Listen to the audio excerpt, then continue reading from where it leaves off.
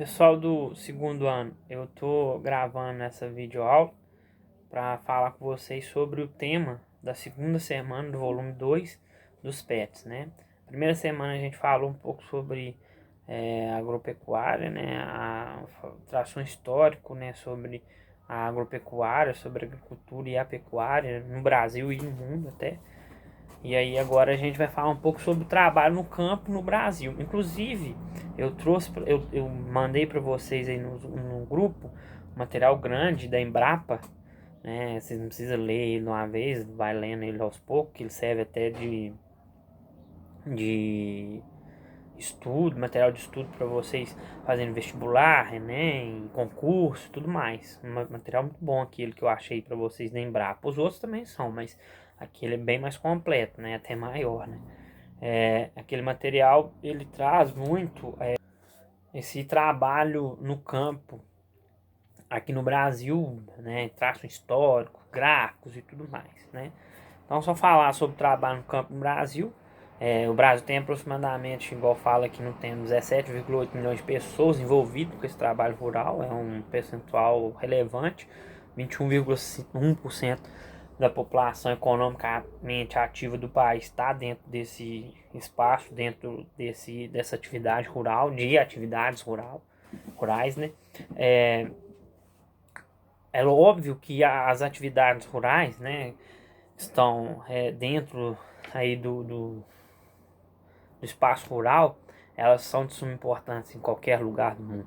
Eu falei isso para vocês já, até porque é de onde advém a nossa comida, né? Onde é produzido boa parte, quase toda a nossa comida, por mais que depois ela ganhe elementos artificiais, ela advém, ela nasce, ela surge ali no campo. Então o campo é de suma extremamente importante para qualquer lugar no mundo. E no Brasil a gente traçou, já falei para vocês sobre o histórico dessas atividades no país, né? Então a gente tem por tradição, por história, por cultura, por característica econômica, de desenvolvimento econômico, uma relação muito próxima aí com o campo, né? Até hoje, ainda com todas as mudanças, crescimento do setor secundário e terciário, mesmo assim ainda tem uma 21,1% da população economicamente ativa dentro do campo. Então é algo assim muito representativo ainda no nosso país, né? E aí eu vou falar para vocês algumas formas de relação que são classificadas aí dentro do campo, dessa estrutura rural, né? Que às vezes vocês ouvem falar, mas não sabem o que que é. Poceiros, o que que são poceiros? Poceiros é aqueles trabalhadores que ocupam uma terra. Aqui está falando do governo, mas nem sempre é do governo. Às vezes, por exemplo, a reforma agrária que eu expliquei na última matéria que eu dei para vocês, reforma agrária, o governo faz a reforma agrária, ele redivide as terras e ele vai apossar algumas pessoas dentro daquelas terras que ele redividiu. Nem sempre essas terras são dele, governo. Elas podem ser de outra pessoa, pode ser de um latifundiário que tinha aquelas terras improdutivas ali e que o governo colocou esses poceiros ali. Essas pessoas que vão se apropriar dessa terra. Ou então os poceiros agem por conta própria e eles mesmos invadem essas terras, né? Aí assim há um julgamento muito precipitado e preconceituoso até com esses poceiros, por exemplo, com o Movimento Sem Terra, o MST, né? Falando que é ilegal o que eles fazem, mas aí a gente pensa, não existe uma reforma agrária de fato no país, né? E outra coisa, eles fazem vários trabalhos de suma importância também, então eles são poceiros também, né? O movimento sem terra, né? O MST. Então, poceiros é esses trabalhadores que vão ocupar um pedaço de terra para desenvolver a agropecuária ali naquela terra, ok? Parceiros são parcerias fixadas entre o dono da terra e o trabalhador rural. Essas parcerias, elas essas parcerias são estabelecidas entre o dono de terra e o trabalhador rural, né? Um disponibiliza o espaço e o outro disponibiliza a força de trabalho e depois eles dividem isso. Então não é um salário, né? Geralmente às vezes eles dividem a produção, às vezes eles dividem o lucro que essa produção deu. Geralmente, gente, essa divisão, essa parceria, entre aspas, aí, ela não é muito benéfica para o trabalhador, não. Até porque o proprietário da terra, ele dispõe de maior capital, né? Então, nem sempre essa parceria ela é benéfica para o trabalhador, não. Para o dono da terra, geralmente, ela é muito mais benéfica, né? Ela é muito mais lucrativa, ok? É, pequenos proprietários, né? Inclusive, nossa região aqui, ela é caracterizada por isso, né? Por pequenos proprietários de terras. Eles vão atuar na sua terra, geralmente com a mão de obra da própria família, ou com um ou outro empregado, poucos empregados assim pagos, né? A própria família que vai trabalhar ali, que vai é, trabalhar naquela terra, vai exercer aquela atividade econômica, né? Geralmente aí vai estabelecer a chamada agricultura familiar, né? Que é de suma importância para o país. Inclusive eu já falei na outra aula, o agronegócio ele se apropria muito dessa agricultura familiar, né? A agricultura familiar que realmente produz, o agronegócio compra dessa agricultura familiar e tem uma lucratividade muito maior do que esses agricultores familiares aí, né? Com essa agricultura familiar aí. A gente tem também os arrendatários. Os arrendatários, eles são agricultores que não possuem terras, mas que eles têm equipamentos agrícolas, eles têm a força de trabalho. Então eles arrendam uma parte de um terreno, aluga uma parte de um terreno, faz algum tipo, ou cria gado, ou planta alguma coisa ali, e depois eles vão pagar isso ou com o lucro que eles teve do que eles venderam, ou com parte até da própria produção. Por exemplo, alugou um pasto, arrendou um pasto, um terreno, né, e plantou ali, sei lá, milho, né. Ele combinou com o dono desse terreno que um terço desse milho plantado vai ser dele, do dono do terreno. Vai ser o pagamento. Ou então ele vai pagar mesmo, com dinheiro, né? E aí depende do contrato que eles fizeram. A gente tem também os assalariados permanentes, que são as pessoas que recebem um salário mesmo fixo, né? Pelo serviço que ela faz. Aí não importa o tanto que ela produziu, se produziu muito, se produziu pouco, o salário dela é aquele. Esses assalariados permanentes vão ser iguais os que existem nas fábricas, nas indústrias, em qualquer outro lugar, né? Eles existem também no campo, né? Muito, né? A gente tem também os assalariados temporários. Eles vão desempenhar as atividades, só que por um período só, determinado. Geralmente, esses assalariados temporários, eles se concentram nas regiões de plantios que tem os períodos de plantação, de safra, né? Tem os períodos certos para plantar, para colher. Então eles vão trabalhar só durante aqueles períodos, né? É sazonal isso, não é perene, não é o ano inteiro. Então aí eles pegam a empreitada, fica ali um determinado tempo e depois sai. E muitos desses trabalham com outras coisas durante o tempo que não está tendo colheita, que não está tendo plantio, né? E quando tem, eles trabalham com isso. Um exemplo comum que a gente conhece muito são os boias-frias, né? Que é os cortadores de cana, né? Quando está na época de cortar a cana, eles vão para as regiões onde que se planta a cana, eles cortam, participam do corte da cana. Depois eles vão para outros lugares onde eles moram e muitos até desenvolvem outro tipo de atividade, outro tipo de trabalho. Tem também os não remunerados, que corresponde àquele, lembra que eu falei do pequeno produtor de terra? Geralmente ele vai ter a família que vai produzir ali. Esse trabalhador não remunerado, ele é essa família. Essa família não é remunerada, não tem um salário ali fixo. O que ela vai lucrar é com a produção. Aí todos lucram juntos, todos têm as mesmas benefícios e prejuízos também, né, naquela atividade econômica. Não tem um salário fixo, né? Esses são os não remunerados, né?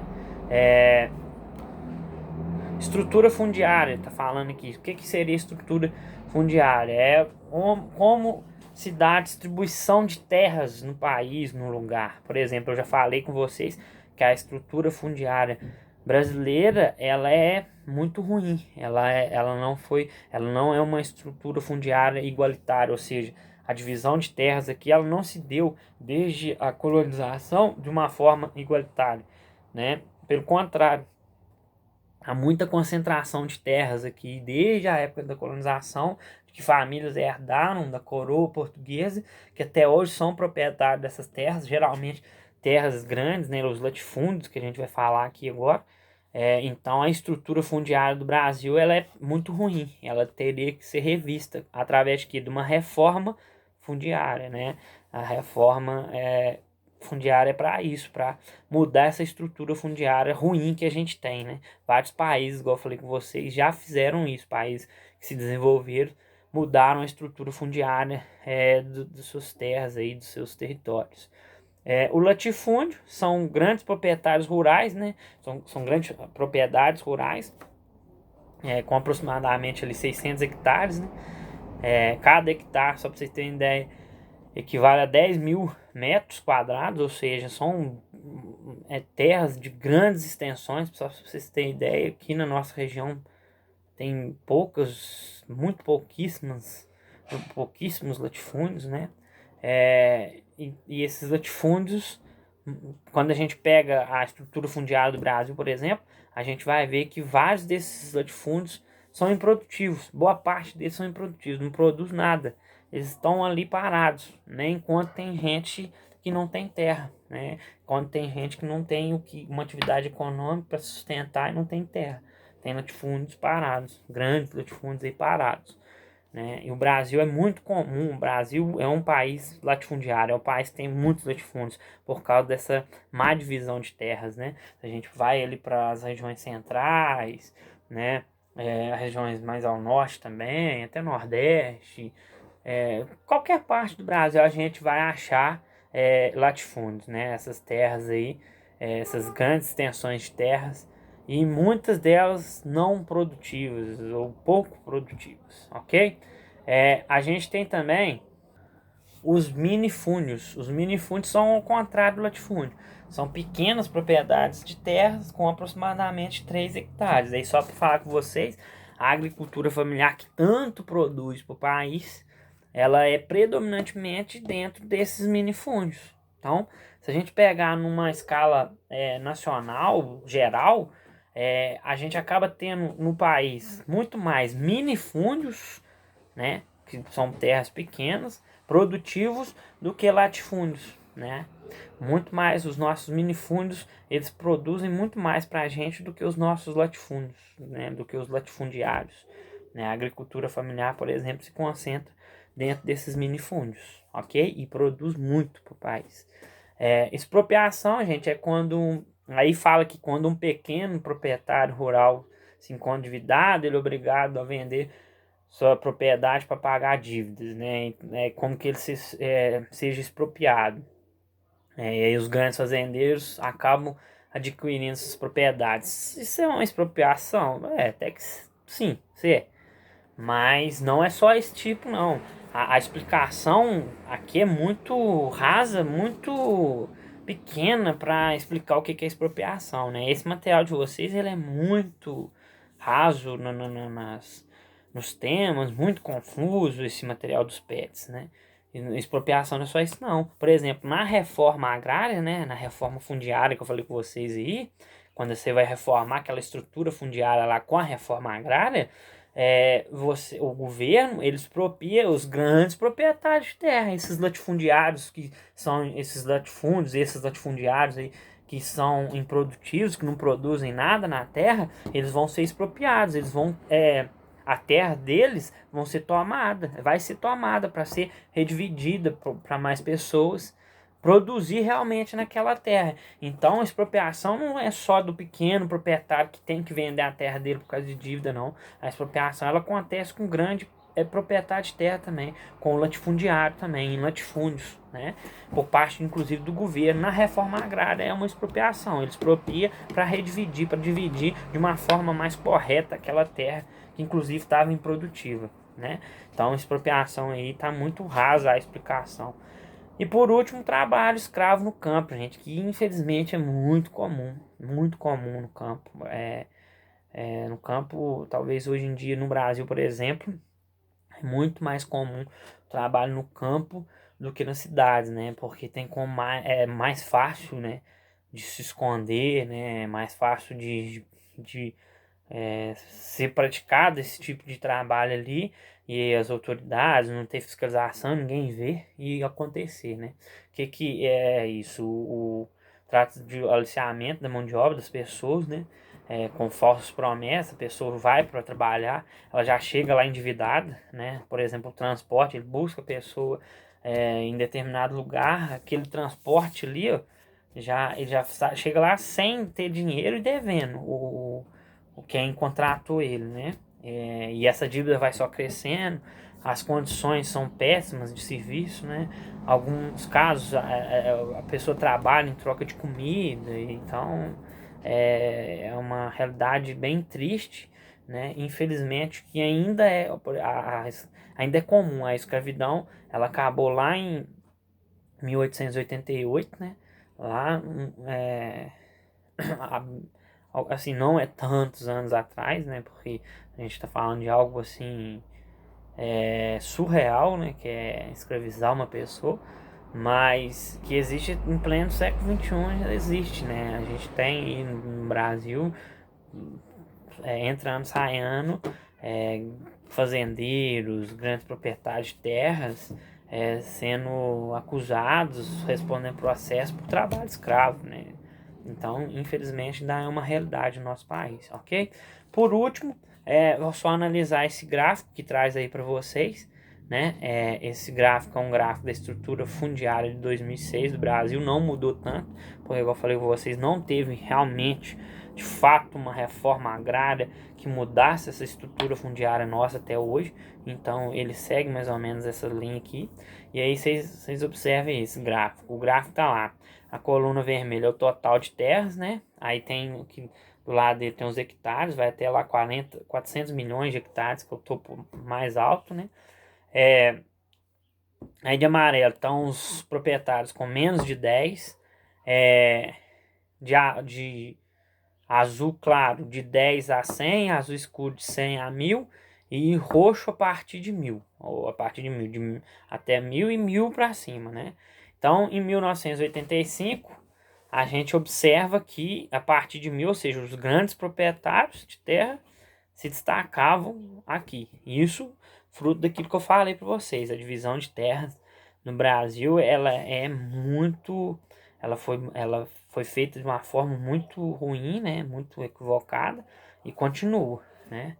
Então, a nossa estrutura fundiária ela é muito perversa, vamos dizer assim. Em 1995 a coisa não muda tanto, assim, né? A gente observa que continua mais ou menos na mesma base ali. E em 2006 também não. Então a gente repara que houve algumas mudanças, por exemplo, os proprietários com mais de 1000 caiu um pouco, mas é pouca. A gente sente que é uma mudança pouca. E os com menos de 10 aumentou um pouquinho, mas é pouco. Né? Essa mudança pouca foi por causa de algumas reformas agrárias que tiveram. Né? Mas a estrutura fundiária nossa ela não mudou muito, né? A nossa estrutura fundiária ela é caracterizada por quê? Por grandes proprietários de terras, né? São poucas pessoas que são donas de grandes propriedades, são os latifundiários, né? Então ela é composta por vários latifúndios, né? E várias pessoas que não têm terra, que nem entram nesse índice aqui, porque aqui está contabilizando só as terras, e várias pessoas que têm menos de 10 hectares aí, né? E que realmente produzem, né? Quando a gente vê agricultura familiar, quem produz vão ser essa população aí que não chega, esses proprietários de terra aí que não chega nem a 10 milhões de hectares aí, né? Então, não chega nem a 10 hectares, né? Então, ou até 10 hectares. Então a nossa estrutura fundiária ao longo dos anos, ela tem uma má divisão de terras que continua. Isso pode mudar? Pode, quando de fato houver uma reforma agrária ampla, né, para redistribuir essas terras, né, tirar um pouco da mão desses latifundiários, né, e dividir esses latifúndios, principalmente os que são improdutivos, tá ok? Bom, gente, então é isso, né, é o tema da segunda semana aí. Agora vocês podem fazer as atividades da segunda semana, tá ok?